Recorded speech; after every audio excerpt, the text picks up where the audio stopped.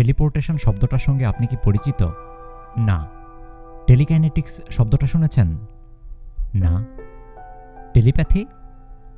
হ্যাঁ, শুনেছি। যতদূর জানি এর মানে হচ্ছে মানসিকভাবে একজনের সঙ্গে অন্য আরেকজনের যোগাযোগ। মিশির আলী চায়ের কাপে চুমুক দিতে দিতে বললেন, ঠিকই শুনেছেন। ধারণা করা হয় যখন মানুষ ভাষা আবিষ্কার করেনি তখন তারা টেলিপ্যাথির মাধ্যমে যোগাযোগ করত। মানুষের কাছে ভাষা আসার পর টেলিপ্যাথিক ক্ষমতা নষ্ট হতে শুরু করে। আমি বললাম, আপনি কি টেলিপ্যাথির কোনো গল্প শোনাবেন? মিশির আলী বললেন, না, আমি একটা সোনার মাছির গল্প শোনাব। এই মাছিটার টেলিপোর্টেশন ক্ষমতা ছিল। সেটা কি? মিশির আলী বললেন, মনে করুন আমার এই চায়ের কাপটা বিছানায় রাখলাম, হাত দিয়ে ধরলাম না, মানসিক ক্ষমতা প্রয়োগ করলাম। কাপটা আস্তে আস্তে আমার দিকে আসতে শুরু করলো। একে বলে টেলিকাইনেটিক্স। আবার মনে করুন কাপটা বিছানাতে আছে, হঠাৎ দেখা গেল কাপটা টেবিলে। একে বলে টেলিপোর্টেশন। সায়েন্স ফিকশনে প্রায় দেখা যায় এলিয়েনরা একটা জায়গা থেকে অদৃশ্য হয়ে অন্য জায়গায় উদয় হচ্ছে। পড়েছেন না এ ধরনের গল্প? পড়েছি, লেরি নিভানের উইন্ডোজ অব দ্য স্কাই বইটিতে আছে। মিশির আলী বললেন, ম্যাজিশিয়ানরা টেলিকাইনেটিক্স এবং টেলিপোর্টেশন দুই ধরনের খেলায় দেখান। মঞ্চের দুপ্রান্তে দুটা কাঠের খালি বাক্স রাখা হয়েছে। রূপবতী এক তরুণী একটা বাক্সে ঢুকলেন, বাক্স তালা দিয়ে দেওয়া হলো। তালা খুলে দেখা গেল মেয়েটি নেই। সে অন্য বাক্সটা থেকে বের হলো। চমৎকার ম্যাজিক, কিন্তু কৌশলটা অতি সহজ। আমি আগ্রহ নিয়ে বললাম, কৌশলটা কি? মিশির আলী বললেন, সেটা আপনাকে বলবো না। আপনাকে কৌশল বলে দেওয়ার অর্থ চমৎকার একটা ম্যাজিকের রহস্য নষ্ট করা। কাজটা ঠিক না, বরং সোনার মাছির গল্পই শুনুন। আমি মিশির আলীর বাড়িতে এসেছি নিমন্ত্রিত অতিথি হয়ে। রাতে বিশেষ কোনো খাবার খাবো, যা খেয়ে মিশির আলী আনন্দ পেয়েছেন। তিনি আমাকেও সেই আনন্দ দিতে চান। তিনি খুলনার একটা কাজের ছেলে রেখেছেন, বয়স 13-14, নাম জামাল। এই ছেলেটি রান্নায় ওস্তাদ। আজ সে রাঁধবে কলার মোচা এবং চিংড়ি দিয়ে এক ধরনের ভাজি, কাঁচামরিচ এবং পেঁয়াজের রস দিয়ে মুরগি। মিশির আলীর ধারণা পৃথিবীর যে কোনো শ্রেষ্ঠ খাবারের তালিকায় এই দুটি আইটেম আসা উচিত। আমি বললাম, জামাল ছেলেটাকে বেতন যা দিচ্ছেন তা আরও বাড়িয়ে দিন, যাতে সে থেকে যায়, দুদিন পরে চলে না যায়। মিশির আলী বললেন, বেতন যতই বাড়ানো হোক এই ছেলে থাকবে না। আমার টেলিভিশনটা চুরি করে পালাবে। কিভাবে বুঝলেন? মিশির আলী বললেন, ওর দৃষ্টিতে চোর ভাব প্রবল। সে টেলিভিশনের দিকে তাকায় চোরের দৃষ্টিতে। টেলিভিশন প্রোগ্রাম দেখার প্রতি তার আগ্রহ নেই। বন্ধ টেলিভিশনটা সে প্রায় চোখ সরু করে দেখে। চুরি যদি নাও করে, বেতনও যদি বাড়ায়, তারপরেও সে বেশি দিন থাকবে না। কেন বলবো? বলুন। খুব ভালো যারা রাঁধুনি তারা রান্নার প্রশংসা শুনতে চায়। এই প্রশংসা তাদের মধ্যে ড্রাগের মতো কাজ করে। তবে একই লোকের প্রশংসা না, তারা নতুন নতুন মানুষের প্রশংসা শুনতে চায়। এই জন্যই এক বাড়ির কাজ ছেড়ে অন্য বাড়িতে ঢুকে। ওর কথা থাক, গল্প শুরু করি। করুন। গল্পটা আমার না, আমার পিএইচডি থিসিসের গাইড প্রফেসর নেসার আলিংটনের। আপনার পিএইচডি ডিগ্রি আছে নাকি? হ্যাঁ। কোনোদিন তো বলতে শুনলাম না। মিশির আলী বললেন, ডিগ্রি বলে বেরাবার কিছু তো না। পিএইচডি দামি কোনো ঘড়ি না যে হাতে পড়ে থাকবো সবাই দেখবে। আপনার নিজেরও তো পিএইচডি ডিগ্রি আছে, নামের আগে কখনো ব্যবহার করেছেন? আমি বললাম, করিনি, কিন্তু আমার এই বিষয়টা সবাই জানে। আপনারটা তো জানে না। না জানুক। আমার গাইড প্রফেসর নেসার আলিংটনের কথা দিয়ে শুরু করি। বেটে খাটো মানুষ, চমৎকার স্বাস্থ্য, হাসি খুশি স্বভাব। নেশা হচ্ছে কাঠের অদ্ভুত অদ্ভুত আসবাব বানানো। 3 কোণা টেবিল, যার 1 কোণা ঢালু। টেবিলে কিছু রাখলেই গড়িয়ে পড়ে যায়। 45 ডিগ্রি বাঁকা বুক সেলফ, যার মাথায় খুঁটি বসানো। দূর থেকে দেখলে মনে হয় একটা মানুষ মাথায় হাত দিয়ে শুয়ে আছে। একটা চেয়ার বানিয়েছেন যার 2টা হাতল উল্টো দিকে। আমি একদিন বললাম, এ ধরনের অদ্ভুত ফার্নিচার কেন বানাচ্ছেন স্যার? তিনি বললেন, মানুষের মনের উপর চাপ সৃষ্টি করার জন্য এগুলো বানাই। মানুষের ব্রেন এমনভাবে তৈরি যে সে কনভেনশনের বাইরে যেতে চায় না। আমার চেষ্টা থাকে মানুষকে কনভেনশনের বাইরে নিয়ে যাওয়া। আমি বললাম, স্যার, চেয়ারে হাতল থাকে হাত রাখার জন্য, এটা প্রয়োজন। আপনি প্রয়োজনকে বাদ দেবেন কেন? স্যার বললেন, তুমি চেয়ারটায় বসো। আমি বসলাম। স্যার বললেন, হাত কোথায় রাখবে এই নিয়ে অস্বস্তি বোধ হচ্ছে না? জি হচ্ছে। চেয়ারটায় হাতল থাকলে তুমি চেয়ারে বসা মাত্র তোমার হাতের অস্তিত্ব ভুলে যেতে। এখন ভুলবে না। যতক্ষণ চেয়ারে বসে থাকবে ততক্ষণই মনে হবে তোমার দুটো হাত আছে। আমি স্যারের কথা ফেলে দিতে পারলাম না। অদ্ভুত মানুষটার যুক্তি গ্রহণ করতে বাধ্য হলাম। তার সঙ্গে অতি দ্রুত আমার সখ্য হলো। কাঠের উপর রেখা ঘষতে ঘষতে তিনি বিচিত্র বিষয়ে গল্প করতেন। আমি মুগ্ধ হয়ে শুনতাম। এক ছুটির দিনে তার বাড়িতে গেছি। তার ব্যক্তিগত লাইব্রেরি থেকে দুটো বই নেওয়া দরকার। স্যার কাঠের কাজ বন্ধ করে সুইমিং পুলের পাশের চেয়ারে শুয়ে আছেন। তাকে খানিকটা বিষণ্ণ মনে হচ্ছে। আমি বই দুটার কথা বললাম। তার উত্তরে স্যার বললেন, মিসির আলী, চলো সুইমিং করি। আমি দারুণ অস্বস্তিতে বললাম, স্যার একা মানুষ, বিশাল বাড়িতে তিনি ছাড়া দ্বিতীয় প্রাণী নেই। সুইমিং পুলে তিনি যখন নামেন সম্পূর্ণ নগ্ন হয়ে নামেন। নগ্ন অধ্যাপকের সঙ্গে সাঁতার কাটা সম্ভব না। আমি বললাম, স্যার, আমার শরীরটা ভালো না, আজ পানিতে নামবো না। স্যার কিছুক্ষণ আমার দিকে তাকিয়ে থেকে বললেন, নগ্নতা নিয়ে তোমাদের সূচিবায়ুটা আমি ঠিক বুঝতে পারি না। আমার স্ত্রী অ্যানি যখন জীবিত ছিল তখন আমরা দুজন সম্পূর্ণ নগ্ন হয়ে সাঁতার কাটতাম। আমার জীবনের অল্প কিছু আনন্দময় মুহূর্তের মধ্যে ওই দৃশ্যটি আছে। এখন আমি একা নগ্ন সাঁতার কাটি। আমার সঙ্গে সাঁতার কাটে অ্যানির স্মৃতি। আমি বললাম, স্যার, আজ কি ম্যাডামের মৃত্যু দিবস? তিনি বললেন, তোমার বুদ্ধি ভালো, কিভাবে ধরেছ? আমি বললাম, ম্যাডামের কোনো কথা কখনো আপনার কাছ থেকে আগে শুনিনি, আজ শুনলাম। আপনি হাসি খুশি মানুষ, আজ শুরু থেকেই দেখছি আপনি বিষণ্ণ।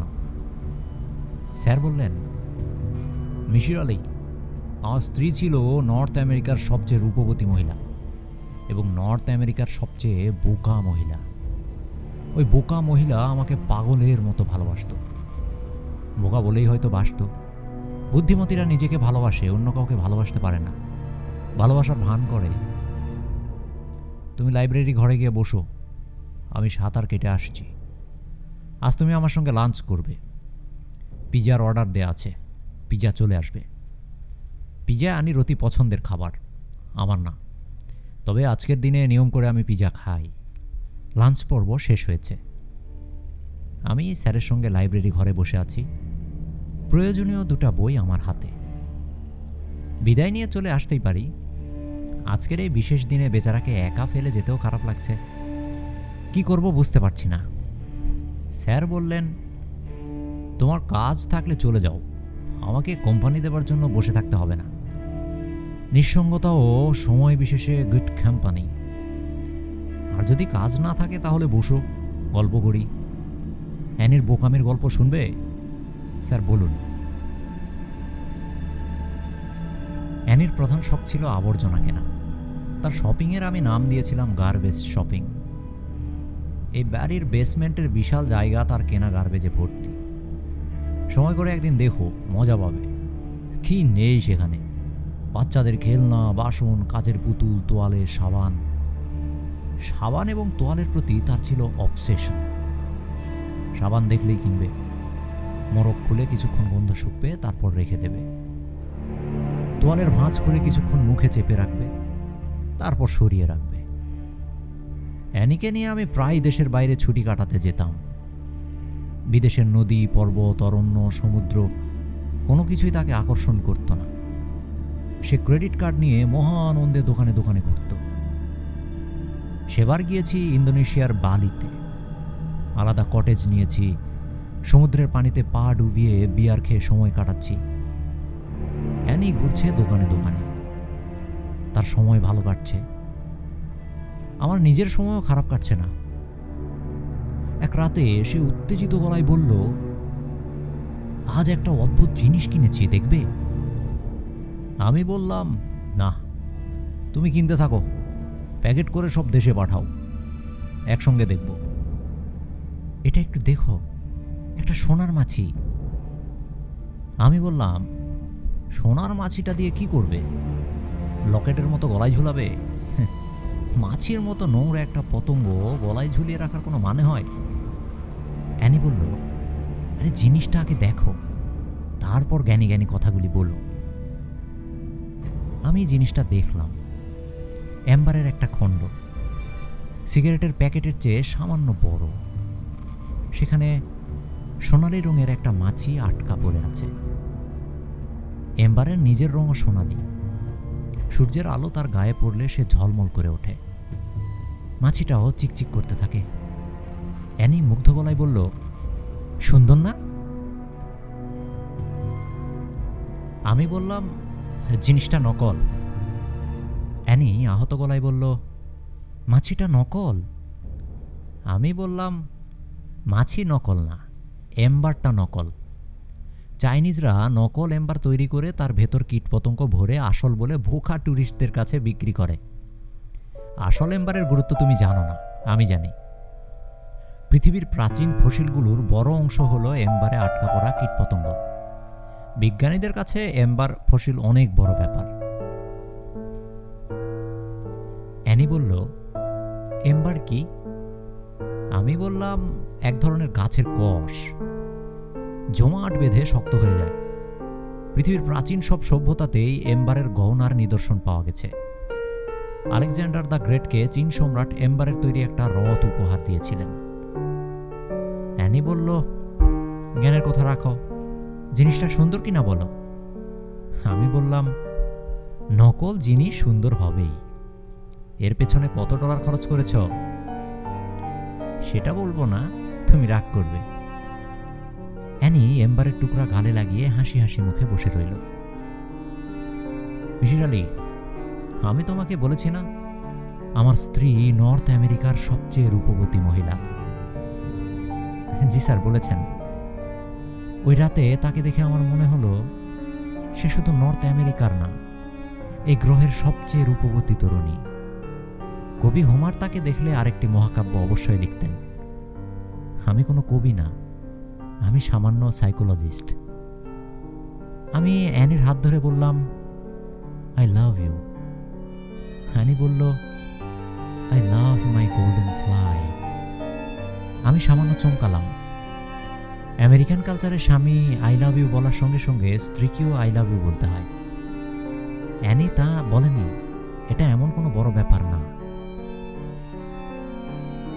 তবে সাইকোলজিস্ট হিসেবে বুঝতে পারলাম অ্যানি সোনার মাছির প্রতি গভীর আসক্তির পথে যাচ্ছে। অবসেশন খারাপ জিনিস। অবসেশন মানুষের চিন্তা, চেতনা, জ্ঞান, বুদ্ধি আচ্ছন্ন করে ফেলার ক্ষমতা রাখে। পৃথিবীর সবচেয়ে পাওয়ারফুল ড্রাগের চেয়েও অবসেশন শক্তিশালী। তুমি একজন সাইকোলজিস্ট, আমার এই কথা মনে রেখো। অ্যানির অবসেশন অতি দ্রুত প্রকাশিত হলো।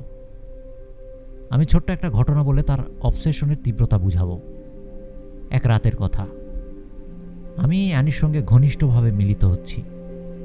হঠাৎ লক্ষ্য করলাম অ্যানি তার গালে এম্বারের টুকরাটা চেপে ধরে আছে। আমি অ্যানির হাত থেকে এম্বারটা কেড়ে নিয়ে মেঝেতে ছুঁড়ে ফেলতে যাচ্ছিলাম। হঠাৎ অ্যানির কাঁদো কাঁদো মুখ দেখে নিজেকে সামলালাম। অবসেশন সম্পর্কে ছোট বক্তৃতা দিলাম। সে আমার কোনো কথাই মন দিয়ে শুনছিল না, এক দৃষ্টিতে তাকিয়েছিল আমার হাতের এম্বারের টুকরাটার দিকে। আরেক দিনের কথা, হাইওয়ে দিয়ে যাচ্ছি, অ্যানি অতি বিরক্তিকর একটা কাজ করছে। চলন্ত গাড়িতে চোখের পাতায় পেন্সিল দিয়ে রং ঘষছে। অনেকবার তাকে বলেছি এই কাজটা করবে না, কোনো কারণে গাড়ি ব্রেক করতে হলে চোখে আঁকার পেন্সিল ঢুকে যাবে চোখের ভেতর। আমার কথায় লাভ হয়নি। চলন্ত গাড়িতে তার চোখ আঁকা নাকি সবচেয়ে ভালো হয়। আমি অ্যানিকে অগ্রাহ্য করে গাড়ি চালাচ্ছি, সে যা করতে চায় করুক। হঠাৎ অ্যানির বিকট চিৎকার, হলি কাউ! আমি দ্রুত ব্রেক কষে গাড়ি রাস্তার এক পাশে নিয়ে এলাম। অ্যানি, কি হয়েছে? অ্যানি বলল, সোনার মাছিটা আমি সবসময় বাসায় রেখে আসি, যদি হারিয়ে যায় সেই ভয়ে। আজও তাই করেছি। এখন ব্যাগ খুলে দেখি এম্বারটা আমার ব্যাগে। আমি বললাম, তুমি বলতে চাচ্ছ একটা বস্তুর টেলিপোর্টেশন হয়েছে, ঘরে অদৃশ্য হয়ে তোমার ব্যাগে আবির্ভূত হয়েছে? অ্যানি বলল, হুম। আমি বললাম, তোমার ইন্টেলেকচুয়াল লেভেল নিম্ন পর্যায়ের, তাই বলে এতটা নিম্ন পর্যায়ের তা আমি ভাবিনি। অ্যানি বলল, তাহলে এম্বারটা আমার ব্যাগে কিভাবে এসেছে? তুমি নিজে এনেছো, এখন ভুলে গেছো? বস্তুটা বিষয়ে তুমি অবসেসড বলেই ঘটনাটা ঘটেছে। অ্যানি বলল, হতে পারে, I am sorry. Say sorry বললেও আমি বুঝতে পারছিলাম অ্যানি আমার যুক্তি গ্রহণ করেনি। সে ধরেই নিয়েছে সোনার মাছি তার আকর্ষণে আপনা আপনি তার ব্যাগে চলে এসেছে। কিছুদিন পর আবার এই ঘটনা। অ্যানিকে নিয়ে কে মার্টে গিয়েছি, কাগজ কিনব, পেপার ক্লিপ কিনব। হঠাৎ অ্যানি উত্তেজিত ভঙ্গিতে আমার কাছে উপস্থিত। আমি বললাম, কোনো সমস্যা? অ্যানি বলল, সমস্যা। বলো কি সমস্যা? অ্যানি বলল, শুনলে তো তুমি রেগে যাবে। রাখবো না, বিরক্ত হতে পারি। তোমার সেই সোনার মাছি আবার ব্যাগে চলে এসেছে? অ্যানি নিচু গলায় বলল, আজ আমি নিজের হাতে এম্বারটা ড্রয়ারে রেখে তোমাকে নিয়ে বের হয়েছি, তুমি ঘরে তালা দিয়েছ। আমি বললাম, ভালো করে মনে করে দেখো, আমি তালা দেবার পর তুমি বললে কিচেনের চুলা বন্ধ করেছ কিনা মনে করতে পারছো না। আমি তালা খুললাম, তুমি ঘরে ঢুকলে। ঘর থেকে বের হওয়ার সময় সোনার মাছি নিয়ে এসেছ। অ্যানি বিড়বিড় করে বলল, আমি শুধু কিচেনেই ঢুকেছি, অন্য কোথাও না, বিশ্বাস করো। আমি বললাম, তুমি ভাবছো কিচেনে ঢুকেছ। চূড়ান্ত পর্যায়ে অবসেশনে এমন ঘটনা ঘটে। সরি। আমি বললাম, সরি বলার কিছু নেই, তোমাকে সোনার মাছির ব্যাপারটা ভুলে যেতে হবে, পারবে না? তুমি বললে পারবো। একজন সেন্সেবল মানুষ যা করে আমি তাই করলাম। অ্যানির সোনার মাছি লুকিয়ে ফেললাম। অ্যানি তা নিয়ে খুব যে অস্থির হলো তা না, কারণ তখন তার জীবনে মহা বিপর্যয় নেমে এসেছে। তার স্টোমাক ক্যান্সার ধরা পড়েছে। তাকে ভর্তি করা হয়েছে সেন্ট লুক হাসপাতালে। ডাক্তার তৃতীয় দফা অপারেশন করেছেন। রেডিওথেরাপি শুরু হয়েছে। পরীর চেয়েও রূপবতী একটি মেয়ে আমার চোখের সামনে প্রেতের মতো হয়ে গেল। মাথার সব চুল পড়ে গেল, শরীর শুকিয়ে 9-10 বছর বয়সী একটা শিশুর মতো হয়ে গেল। শুধু চোখ দুটা ঠিক রইল। পৃথিবীর সব মায়া, সব সৌন্দর্য জমা হলো দুটা চোখে। একদিন ডাক্তার বললেন, সরি প্রফেসর, রেডিওথেরাপি আপনার স্ত্রীর ক্ষেত্রে কাজ করছে না। আমি বললাম, আর কিছুই কি করার নেই? ডাক্তার চুপ করে রইলেন। এক রাতের কথা, আমি অ্যানির পাশে বসেছি। অ্যানি বলল, অন্যদিকে তাকিয়ে বসো, আমার দিকে তাকিও না। আমি দেখতে পশুর মতো হয়ে গেছি। একটা নোংরা পশুর দিকে তাকিয়ে থাকার কিছু নেই। তুমি যখন জ্ঞানের কথা বলতে আমি খুব বিরক্ত হতাম। আজ একটা জ্ঞানের কথা বলো। আমি বললাম, বিজ্ঞান বলছে মহাবিশ্বের এন্ট্রপি বাড়ছে, তাই নিয়ম। বাড়তে বাড়তে এন্ট্রপি তার শেষ সীমায় পৌঁছাবে, পুরো ইউনিভার্সের মৃত্যু হবে। তোমার জন্য আমার ভালোবাসা সেদিনও থাকবে। তুমি নোংরা পশু হয়ে যাও কিংবা সরীসৃপ হয়ে যাও, তাতে কিছু যায় আসে না। অ্যানি আমার হাতে মাথা রেখে অনেকক্ষণ কাঁদল। তারপর বলল, কিছুক্ষণের জন্য আমার সোনার মাছিটাকে কি আমার কাছে দেবে? আমি একটু আদর করে তোমার কাছে ফেরত দেব, কোনো দিন চাইব না, প্রমিস। আমি স্তব্ধ হয়ে বসে রইলাম, কারণ এম্বার কণ্ঠটা আমার কাছে নেই। নিতান্তই মূর্খের মতো আমি ফেলে দিয়েছিলাম হাডসন নদীতে। আমি নিশ্চিত জানতাম ঘরে কোথাও লুকিয়ে রাখলে অ্যানি কোনো না কোনোভাবে খুঁজে বের করবে। তার অবসেশন শেষ সীমায় নিয়ে যাবে। এখন আমি কি করি? মৃত্যু পথযাত্রীকে কি বলবো? আমি কিছুই বললাম না। মাথা নিচু করে বাসায় ফিরলাম। তার একদিন পর হাসপাতাল থেকে টেলিফোন এলো, অ্যানির অবস্থা ভালো না, তুমি চলে এসো, সে তোমাকে খুব চাইছে। আমি হাসপাতালে ছুটে গেলাম। অ্যানিকে দেখে চমকালাম। হঠাৎ করে তাকে সুন্দর লাগছে। গালের চামড়ায় গোলাপি আভা, চোখের মনি পুরনো দিনের মতো ঝকঝক করছে। আমাকে দেখে সে কিশোরীদের মিষ্টি গলায় বলল, থ্যাংক ইউ। আমি বললাম, থ্যাঙ্কস কেন?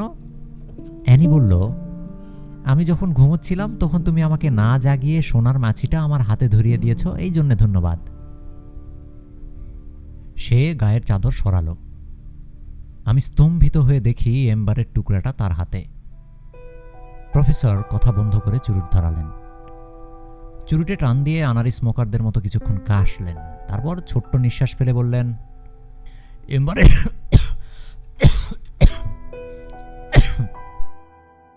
এম্বারের টুকরাটা আনির হাতে কিভাবে এসেছে আমি জানি না, জানতে চাইও না। সব রহস্যের সমাধান হওয়ার প্রয়োজনও দেখছি না। রহস্য হচ্ছে গোপন ভালোবাসার মতো, যা থাকবে গোপনে। মিশির আলী বলেছিলেন, স্যার, এম্বারের টুকরাটা কি এখন আপনার কাছে আছে? না, অ্যানির কফিনের সঙ্গে দিয়ে দিয়েছি। অ্যানি তার সোনার মাছির সঙ্গে নিয়ে গেছে। অ্যানির ছবি দেখবে? দেয়ালে তাকাও। বাস্কেটবল হাতে নিয়ে হাসছে। ছবিটা আমার তোলা। ছবিটা প্রায় দেখি এবং অবাক হয়ে ভাবি, আমাদের সবার বয়স বাড়বে, আমরা জরাগ্রস্ত হব, কিন্তু ছবির এই মেয়েটি তার যৌবন নিয়ে স্থির হয়ে থাকবে। জরা তাকে স্পর্শ করতে পারবে না। প্রফেসর চুরুট হাতে উঠে দাঁড়ালেন। দ্রুত ঘর থেকে বের হলেন। তার চোখে পানি চলে এসেছে। তিনি সেই পানি তার ছাত্রকে দেখাতে চান না।